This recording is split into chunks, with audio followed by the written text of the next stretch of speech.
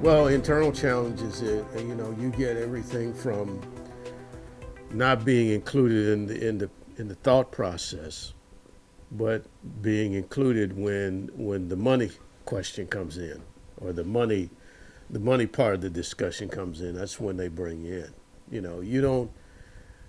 You don't get a chance to frame the product, or frame the promotion, or frame the initiative. But at the end of the development, they turn to you at the table and say, Rick, you got to sell this. We need X amount of dollars. And you got to go through your mental process of thinking, well, your first thought is, well, if I had been involved in this and we had tweaked it, I would have not only got your number, but I would have exceeded that number. So you got to let that go because you didn't. That ship sailed. So now you basically look at what you have and say, how can I market it, and how can I position it on the street to get it done? And good companies have all of the aspects of the process at the table.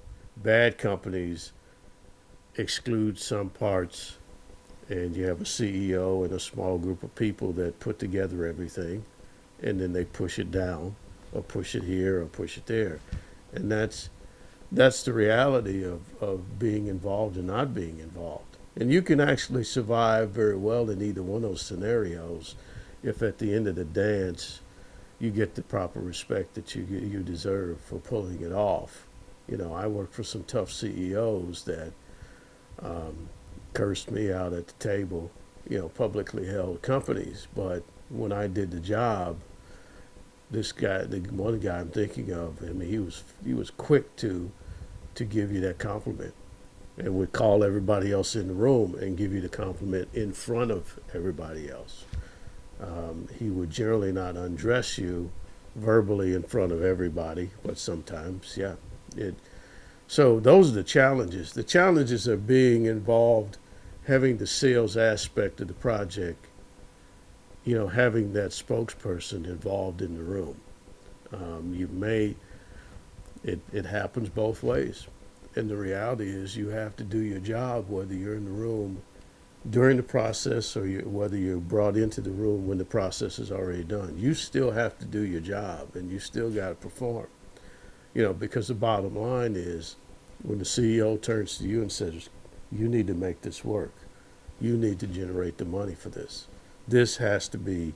We have to show a 40% margin on this, or a 20% margin, or whatever that is." That's what you got to get, because we have expenses of X, so we've got to have revenue of X. So you got to figure it out, you know. So that means you go back to your sales staff, and then there's a whole separate process of where you take that idea that was come up with here, then you reposition it from a sales and marketing standpoint of how you can sell it, you know, because you got to sell it. So now the job becomes the way it was positioned to you. You got to kind of scrap that, and you got to put it in sales terms, that and put a presentation together, and get it on the street and sell it.